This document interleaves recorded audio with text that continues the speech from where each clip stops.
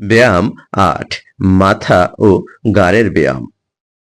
নিচের ধাপ অনুযায়ী শিক্ষক শ্রেণীকক্ষে শিক্ষার্থীদের ব্যায়ামটি করাবেন।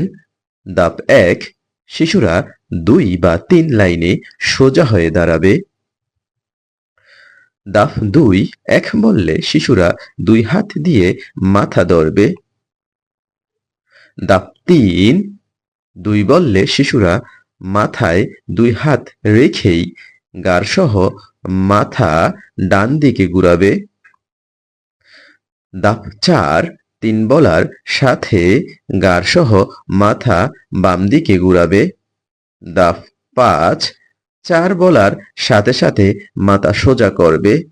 ধাপ ৬ ৫ বলার সাথে সাথে ২ হাত নামিয়ে সোজা হয়ে দাঁড়াবে। এভাবে শিশুরা ব্যায়ামটি কমপক্ষে ৪ বার অনুশীলন করবে। এরপর ১ নম্বর ব্যায়ামটি করবে।